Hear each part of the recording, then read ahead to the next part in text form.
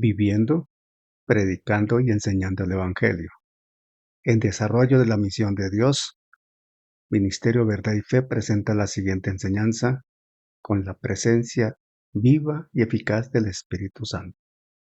Que la gracia esté en su vida y deje una semilla viva en su corazón. Gracias al Señor, buenas noches mis hermanos, el Señor les bendice. Amén. Es un gozo estar con ustedes acá. Bueno, estábamos hablando la semana pasada de lo que hizo Jesús en la cruz por nosotros, ¿verdad? Amén. Tema que nunca dejará de ser importante y sumamente necesario estarlo recordando. Y bien decía ahorita el hermano Alex, es que no podemos estar hablando de algo diferente que no sea la Biblia y lo que contiene la Biblia, con la presencia del Espíritu Santo, entendiendo que el plan de salvación que solamente pudo establecer Dios en su perfección, incluyó a Jesucristo como el Cordero perfecto de Dios para que sobre él cayere el castigo de Dios por el pecado de la humanidad, cumpliéndose lo que la ley demandaba. El alma que pecare ciertamente morirá. Y Jesús recibió ese castigo. No había otro que pudiese hacerlo. Y Dios descargó sobre Jesús todo el castigo que la humanidad merecía. O sea que el Señor descargó en Jesús el castigo que merecíamos nosotros. Y cuando estaba revisando estas notas, el Señor me permitía recordar un pasaje que está en Isaías 53. Vamos allí, por favor. Isaías 53, 11 y 12. Isaías 53, 11 y 12. Es un pasaje bien interesante y le voy a pedir el favor a mi esposa que lo ubique en TLA. Yo lo estoy leyendo en Reina Valera, versión del 60. Dice la palabra y leemos en el nombre del Padre, del Hijo y del Espíritu Santo. Isaías 53, 11 y 12. Verá el fruto de la aflicción de su alma y quedará satisfecho. Está hablando de quien iba a ir a la cruz. Está hablando de Jesús. Está hablando proféticamente de la obra de la cruz del Señor Jesucristo. Verá el fruto de la aflicción de su alma y quedará satisfecho. Por su conocimiento justificará mi siervo justo a muchos y llevará las iniquidades de ellos. Por tanto, yo le daré parte con los grandes y con los fuertes repartirá despojos. Por cuanto derramó su vida hasta la muerte y fue contado con los pecadores, habiendo él llevado el pecado de muchos, llorado por los transgresores. Amén. La obra de Jesús. Cuando dice que llevará las iniquidades de ellos, está hablando de nosotros, de nuestras iniquidades. Cuando dice que orando por los transgresores, ahí, aunque se entiende que se está ejemplificando allí los dos malhechores de la cruz, pero se extiende a la humanidad también y estamos nosotros. ¿Cómo dice la otra versión? Más sencillo. Amén. Dice TLA, Isaías 53, 11 y 12. Después de tanto sufrimiento, comprenderá el valor de obedecer a Dios. El fiel servidor, aunque inocente, fue considerado un criminal, pues cargó con los pecados de muchos para que ellos fueran perdonados. Él dio su vida por los demás, por eso Dios lo premiará con poder y con honor. Aleluya.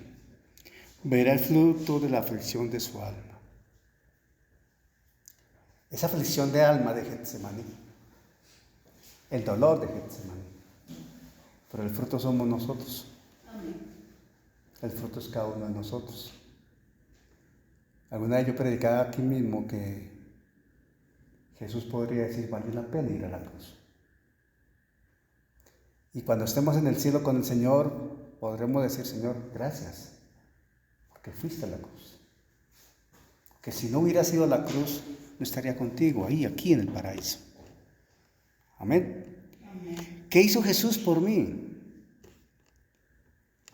Cuando Él estaba en la cruz, antes de entregar su espíritu, lo que se conoce como la sexta palabra, Él expresó: consumado es. Estaba consumando el último sacrificio de la ley. No habría más sacrificios. El sacrificio perfecto, con el cordero perfecto, la obra perfecta. No se necesitarían más sacrificios. Eso mismo dice Hebreos, que fue el sacrificio perfecto. Y cuando Él dice consumado es, tal vez nosotros podríamos decir: ¿qué tan fuerte pudo haber Él gritado consumado es? ¿O qué tan débil pudo haber sido su voz humanamente visto? Porque estaba agonizando. Pero ese consumado es un grito a toda la creación de la victoria de Dios sobre la muerte. Es una expresión de la soberanía divina que pone en antecedente y emite un juicio donde se dice: yo soy santo, santo, santo, tanto que mi Hijo fue a la cruz por el pecado. Es el grito consumado es de lo que la obediencia de Jesús representó para nosotros. Es el grito consumado es la puerta que se abrió para que nosotros pasásemos allí.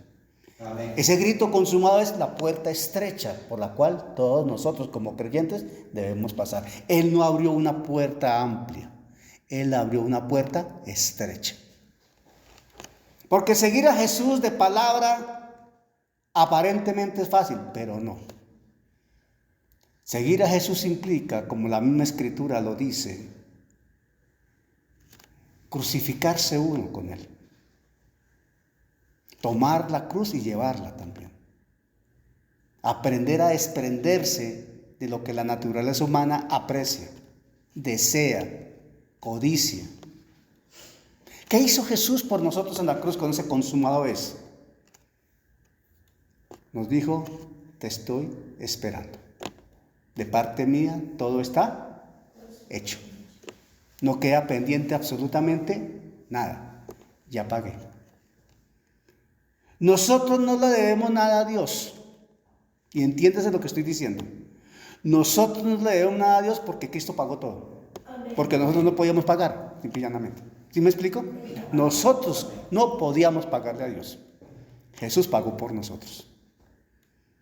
Nosotros no somos deudores de Dios, pero tenemos una responsabilidad ante Dios de vivir el Evangelio, de llevar el mensaje del Evangelio, de corresponder a ese consumado es con lo que a nosotros nos corresponde. Ya Jesús hizo lo que le correspondía, ahora a nosotros nos toca hacer lo que nos corresponde: cumplir la misión de Dios, obedecer a la gran comisión, desarrollar la gran comisión, vivir el Evangelio. Sucede que Juan 19:30 nos representa perfectamente esto. Dice: cuando Jesús hubo tomado el vinagre, dijo: consumado es. Y habiendo inclinado la cabeza, entregó el Espíritu. Juan, el apóstol del amor, también nos deja registrado en 4:34 lo siguiente. Hablando de la perfección que Jesús mostró en su recorrido por la tierra, en su ejercicio ministerial, pero ante todo cómo lo selló en la cruz del Calvario. Jesús en un momento les dijo a ellos: mi comida es que haga la voluntad del que me envió y acabe su obra. Ojo, ese consumado es, está hablando de eso. Él acabó la obra. Hizo la voluntad del que lo envió. Amén. ¿A qué estamos llamados nosotros? A lo mismo. A hacer la voluntad no de quien nos envía, de quien nos llamó para enviarnos. ¿Me estoy explicando? Amén. Porque Él nos llamó, nos escogió y nos envía. hacer la voluntad de Dios y acabar la obra. ¿Saben una cosa? En los términos de Dios, a través de los años que llevo como creyente, de lo que yo he estudiado y testimonios que escuché, todo esto, el Señor me ha permitido llegar a una conclusión. El Señor no nos va a llamar antes de que cumplamos lo que tenemos que hacer. Él no nos llama antes. Si Él llega a llamar a alguien antes es porque necesitaba llevarlo antes para evitarle algo. Pero en términos del plan de Dios, Él permite que nosotros cumplamos la tarea que nos asignó. La pregunta es, ¿tenemos claro qué tarea nos asignó? Jesús tenía clara la idea. Él sabía que venía.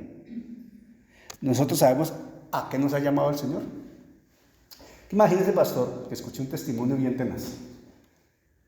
Piensen en esto. Lo transmitió una persona que me genera toda credibilidad. O sea, no tiene por qué estar mintiendo, porque es un pastor varón de Dios. Y estaba contando este hombre, este pastor, que en alguna reunión de pastores, él ya con muchos años en el ministerio, se le acercó a otro pastor que también llevaba muchos años en el ministerio. Ejemplo, él llevaba 35 años y el otro pastor llevaba 30, ¿cierto? Ya es un recorrido bastante importante. Entonces se le acercó el pastor que llevaba 30 años y le dice, pastor, necesito hablar con usted. Necesito que ore por mí. Claro, hermano, para eso estamos. ¿Cuál es la razón? ¿Cuál es el motivo para orar? Es que no sé cuál es la voluntad de Dios para mí. Piensen en lo que estoy diciendo. Un pastor con 30 años de ejercicio ministerial pide oración porque no sabe cuál es la voluntad de Dios para él. ¿Eso tiene sentido? ¿Usted qué opina, pastor? ¿Tiene sentido? No tiene sentido porque ya lleva una carrera hecha. Exacto. Imagínese, pastor, que usted ahorita llegara uno de los pastores del concilio y dijera, pastor Oscar, no sé cuál es la voluntad de Dios conmigo. Entonces me dice, ¿qué está recibiendo esa iglesia? ¿Qué está predicando ese hombre? ¿Sí me estoy explicando? Amén. Si nosotros no sabemos cuál es la voluntad de Dios con nosotros, ¿a qué nos llamó? ¿Qué obra estamos desarrollando? ¿Me estoy explicando? Es muy importante, hermanos, saber a qué nos llamó el Señor para poder hacer la obra. Alex, imagínese, hermanos, usted llega a la empresa. Usted llega a una empresa, venga, trabaje, Alex, aquí con el colega, firma aquí. ¿Qué debo hacer? No, tranquilo, trabaje. ¿Pero qué debo hacer? No, trabaje. Pero, y si no le dicen o dicen, sí, en seguridad, pero ¿en qué área? ¿Con qué protocolo, cierto? ¿Con qué direccionamiento? O sea, debe haber claridad. ¿Qué voy a hacer? ¿Por qué fracasa tanto ministerio? Porque mucho pastor no sabe a qué lo llamó el Señor. ¿O me equivoco, pastor Oscar? Es que hay muchos que se nombran y otros que son nombrados por los hombres o no por Dios. A eso ahí vamos. Porque empezando que muchos son autonombrados. Otros que llegan a ejercer en el momento que no es. Otros que desafortunadamente son dejados solos, que también sucede, ¿verdad? Quedan solos. Hay muchos factores, pero fundamentalmente el núcleo de lo que estoy citando es, debemos saber a qué nos llamó el Señor. Amén. De lo contrario, no hay obra que uno pueda desarrollar, y menos un resultado que uno pueda entregar. Si yo no sé a qué me llamó el Señor, después, ¿qué le voy a entregar al Señor? Señor, no, es que yo no sabía que me llamaste, entonces me quedé quieto. Es como aquel del talento que lo guardó, ¿cierto? Lo guardó allá, lo envolvió en el pañuelo y lo guardó. ¿Qué le hizo el Señor? Siervo infiel, siervo inútil, le dijo, ¿sí o no? Importante eso. Jesús sabía que venía. Hizo la voluntad del Padre y terminó la obra. Él pudo decir, consumado es. Y ese consumado es lo que le da la razón a Pablo para escribir en Gálatas 3:13 lo siguiente. Gálatas 3:13. Gálatas 3:13. Dice Pablo, Cristo nos redimió de la maldición de la ley. Ojo, Cristo nos redimió de la maldición de la ley, hecho por nosotros maldición, porque está escrito, maldito todo el que es colgado en un madero. ¿Me ibas a decir? Ok. Cristo nos redimió de la maldición de la ley. Si ustedes van a Deuteronomio, si recuerdo bien el capítulo 28 de Deuteronomio, habla sobre los beneficios de la obediencia, pero también las consecuencias de la desobediencia. Y el capítulo 28 de Deuteronomio, si recuerdo bien, tiene 64 versículos. 14, los primeros 14 están dedicados a hablar de los beneficios de la obediencia. Y 50 versículos relatan las consecuencias de la desobediencia.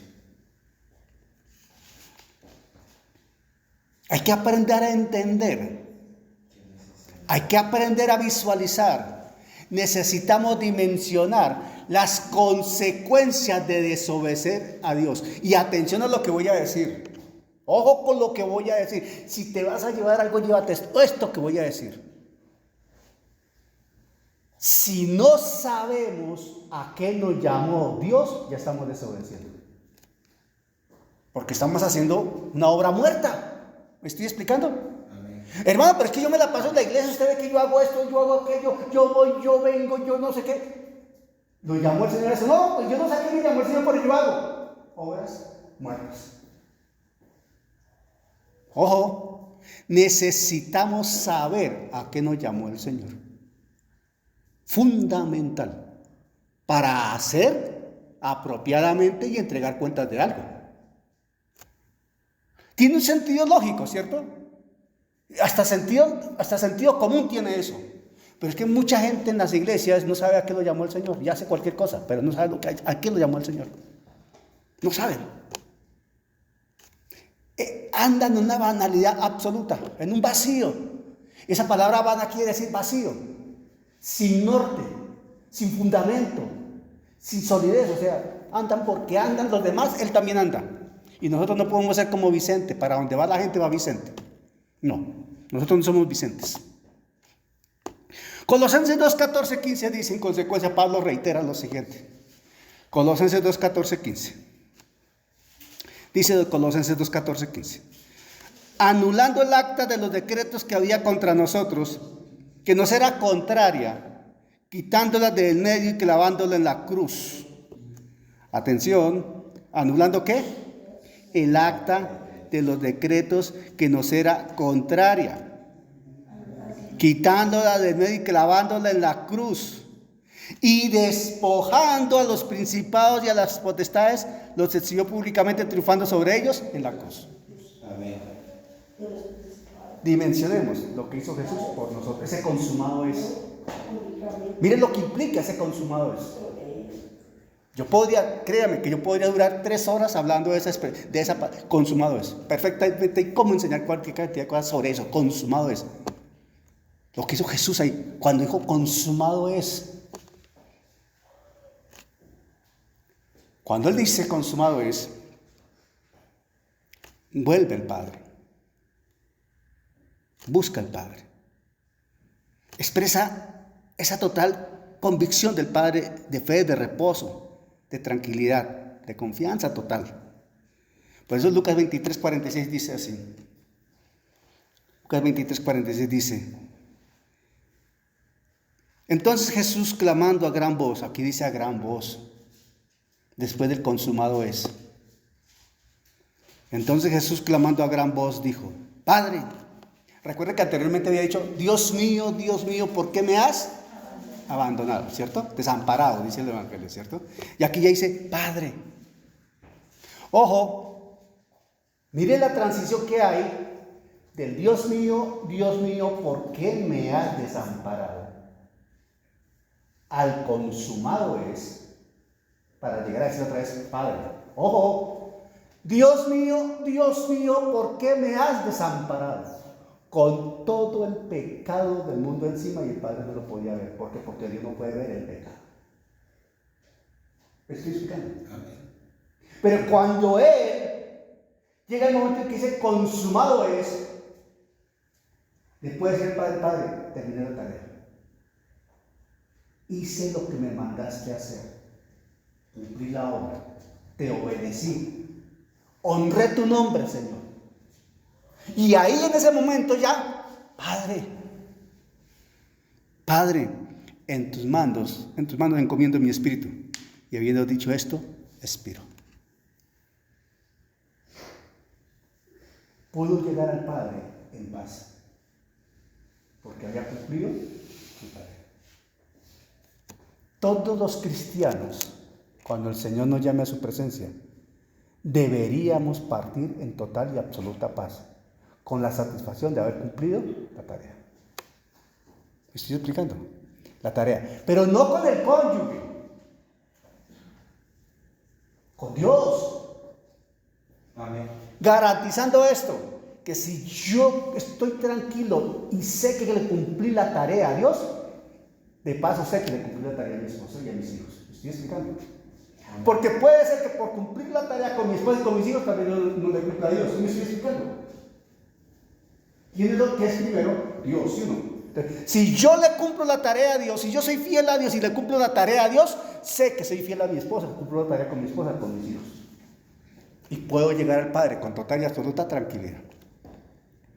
Yo por lo menos en mis oraciones le he pedido al Señor eso, que yo pueda morir tranquilo,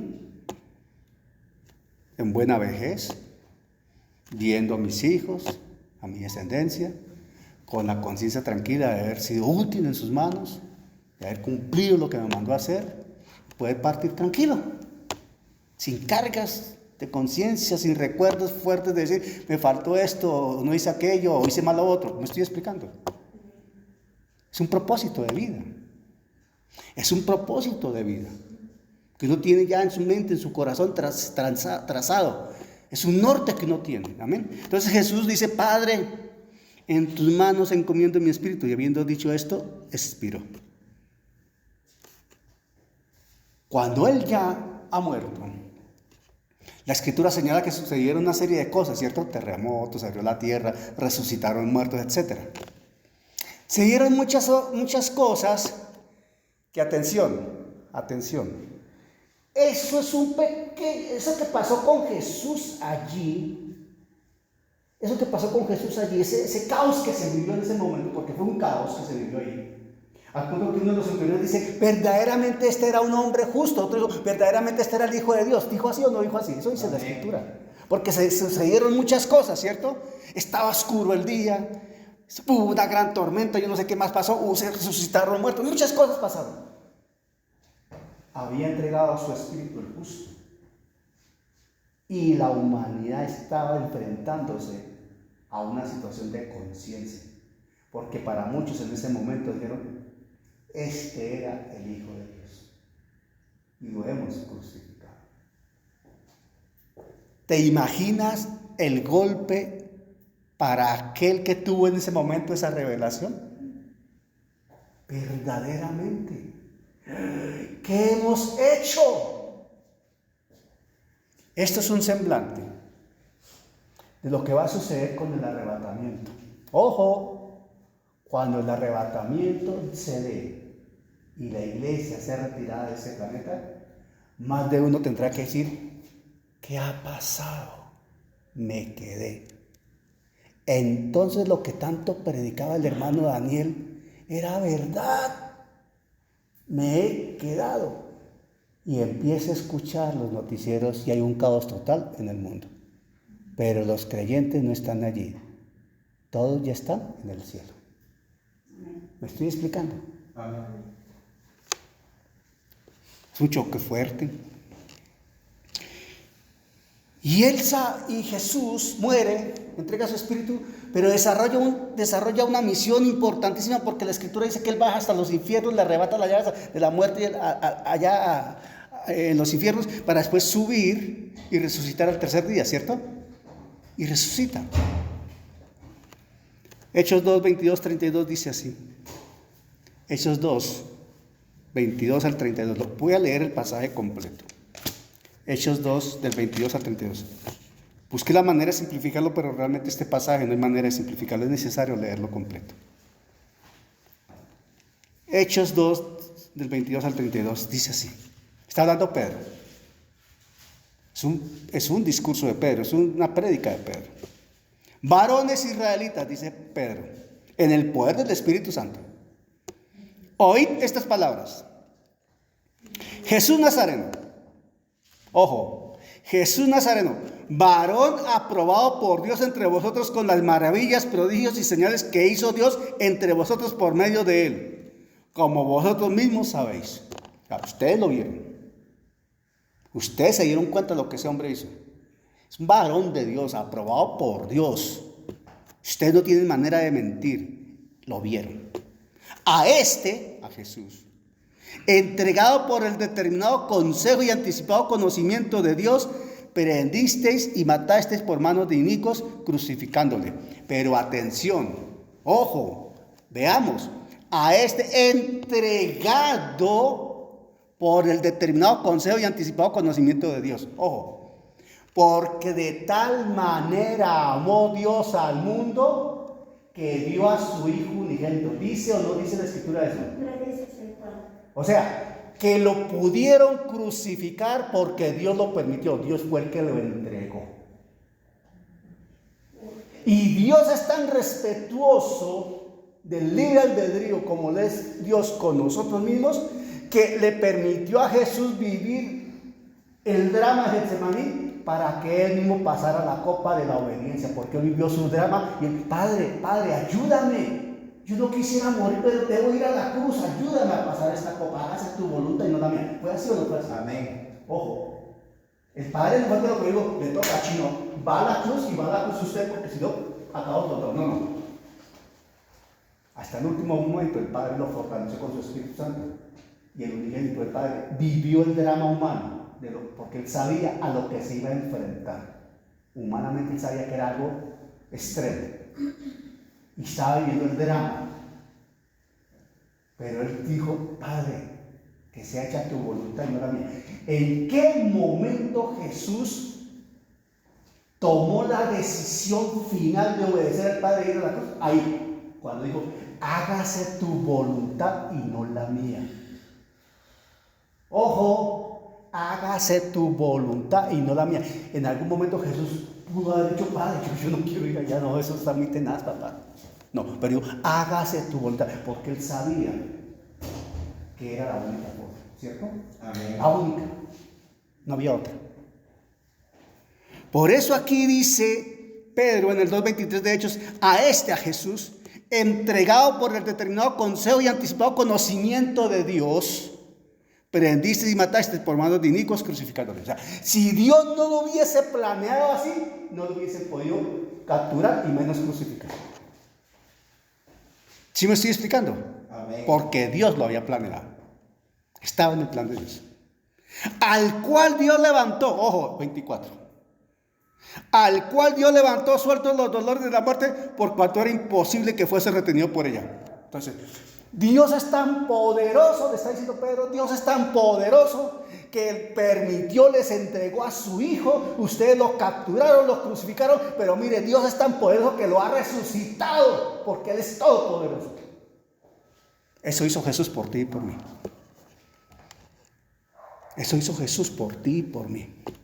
¿Saben por qué? Porque hay que tomarlo así. Jesús lo hizo por cada uno de nosotros. Porque la salvación es personal. Él vino por ti, vino por mí, por cada uno de nosotros. En lo personal vino. El Padre estaba pensando en ti y estaba pensando en mí. Jesús estaba pensando en ti y estaba pensando en mí. En ese momento. Y la muerte no lo pudo retener. Aquí dice, por cuanto era imposible que fuese retenido por ella. La muerte no lo podía retener. Él venció la muerte. Cuando dijo consumado es, estaba venciendo la muerte. Cuando dijo consumado es. Porque David dice de él, y se va al Antiguo Testamento, al Salmo 16, se va. Salmo 16 del 8 al 11, se va. Porque David dice de él, veía al Señor siempre delante de mí, porque está a mi diestra, no seré conmovido. Por lo cual mi corazón se alegró y se gozó mi lengua, y aún mi carne descansará en esperanza, porque no dejarás mi alma en el Hades, ni permitirás que tu santo vea corrupción. Amén. Palabra profética dada por Dios por medio de David sobre lo que iba a suceder con Jesús y su resurrección. Él no iba a quedar en la tumba. Él no iba a quedar en la tumba. Él no iba a ver corrupción, la descomposición de su cuerpo. No lo iba a ver. Por eso dice ahí el mismo Pedro, hablando de David, me hiciste conocer los caminos de la vida, me llenarás de gozo con tu presencia. Y Pedro vuelve a decir, varones hermanos, se os puede decir libremente del patriarca David que murió y fue sepultado. Ojo, ustedes saben de David. Murió y fue sepultado. Con todo el reconocimiento y respeto que Israel le otorga a David. Habiendo sido un rey puesto por Dios, a quien se le llama el dulce cantor de Israel, el hombre que tenía su corazón conforme al corazón de Dios. Pero dice aquí, que murió y fue sepultado, y su sepulcro está con nosotros hasta el día de hoy. Ojo, nosotros sabemos que David murió y no resucitó. Ustedes saben que David murió y no resucitó. Pero siendo profeta y sabiendo que con juramento Dios le había jurado que de su descendencia en cuanto a la carne levantaría al Cristo para que se sentase en su trono. Ojo, la descendencia humana prometía, la simiente que habla Génesis 3:15, la simiente de la mujer, que desde Génesis 3:15 está profetizado. Viéndolo antes habló de la resurrección de Cristo, David, que su alma no fue dejada en el Hades, ni su carne vio corrupción. A este Jesús resucitó Dios, de lo cual todos nosotros somos testigos. Ahí Pedro le está poniendo la vara bien alta a los judíos. ¿Saben por qué? Porque no tenían cómo discutir esa verdad. Oye, Mandra, ¿saben una cosa? El Evangelio no tiene cómo discutirse. El Evangelio no tiene cómo discutirse. La palabra de Dios no tiene cómo discutirse. Es la necedad del hombre la que discute. Es la necedad del hombre la que se opone. Es la necedad del hombre la que cuestiona. Es la necedad del hombre la que se señala. Es la necedad del hombre la que acusa. ¿Saben por qué? Porque la ciencia del hombre, el desarrollo tecnológico del hombre, las terapias del hombre, lo que quiera desarrollar el hombre, podrá trabajar y llega hasta un punto que se llama alma, pero nunca podrá transformar un espíritu. Y lo único que transforma un espíritu es la palabra de Dios, que lo transforma de tal manera que lo pasa de muerte a vida. La ciencia humana no hace eso. Aunque la terapia humana ayuda mucho en la condición almática, hasta ahí llega. Pero la palabra de Dios tiene el poder de transformar un muerto, pasarlo de muerte a vida. Le da una nueva condición a uno que estaba muerto en delitos y pecados, y de paso transforma su alma para que el Evangelio sea evidente a través de sus actos y conductas. Pero era necesario que Jesús pasara por la cruz. Por eso cuando Jesús le habla a Juan, allá en Apocalipsis 1:18, le dice, hablando de él, dice en 1:18 de Apocalipsis, y el que vivo, y estuve muerto. Jesús le dice, yo estuve muerto, pero vivo. Mas he aquí que vivo por los siglos de los siglos, eterno. Amén. Y tengo la llave de la muerte y de la Hades. ¿Qué es eso?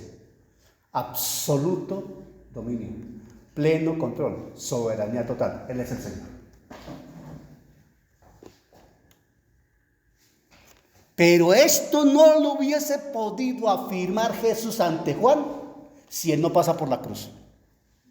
Ojo, esto que dice Apocalipsis 1:18 y todo lo que registra Apocalipsis 1:18 en el diálogo de Juan con Jesús, no se hubiese podido registrar si Jesús no va a la cruz y dice, consumado es.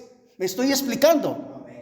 No hubiese sido posible, porque entonces Dios sería mentiroso.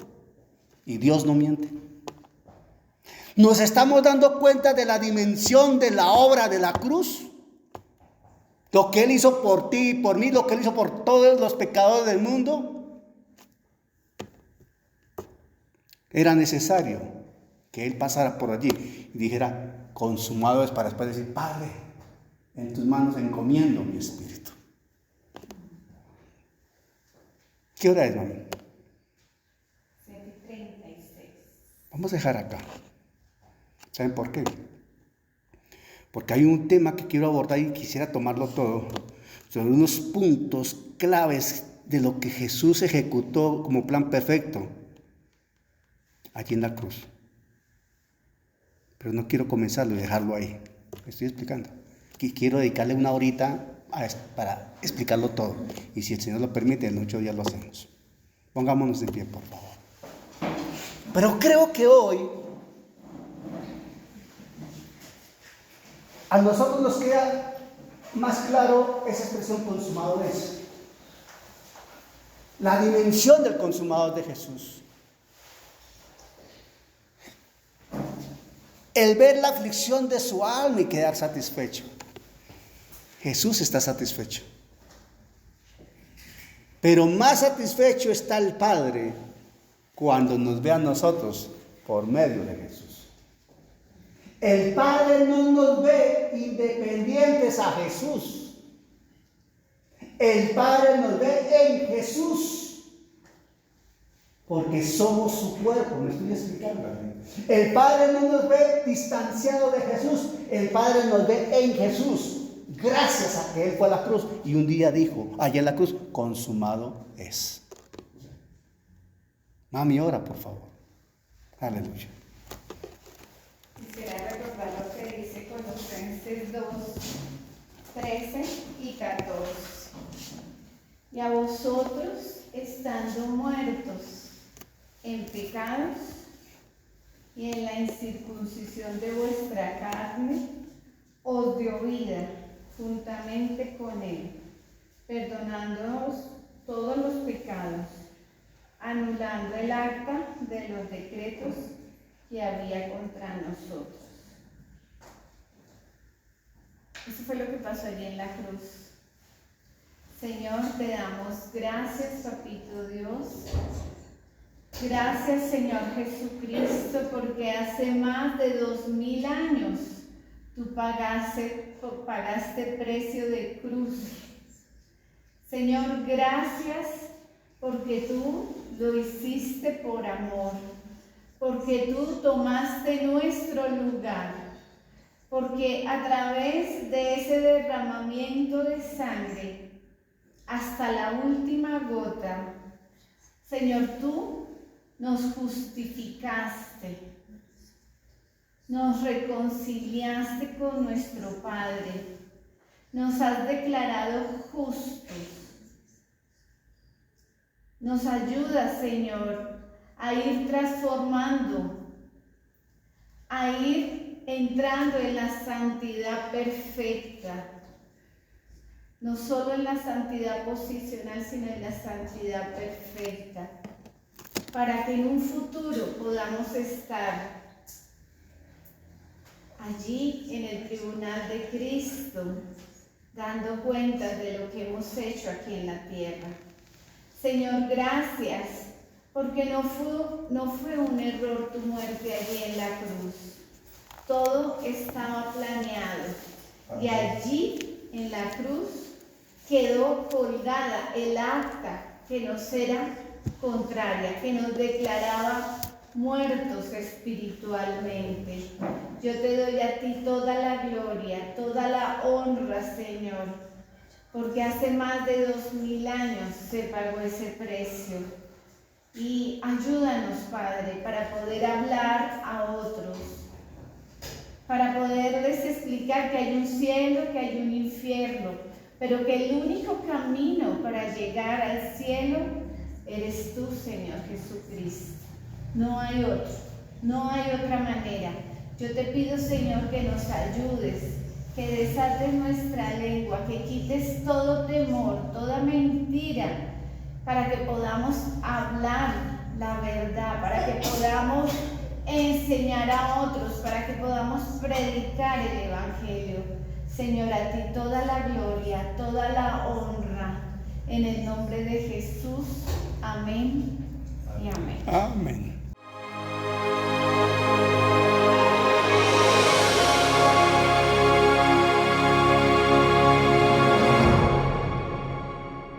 Gracias al Señor por su obra en cada corazón, con su palabra viva, y que sea el Espíritu Santo generando en ustedes un amor profundo por la palabra del Evangelio de Jesucristo, para alabanza de su gracia y gloria de su nombre. Amén.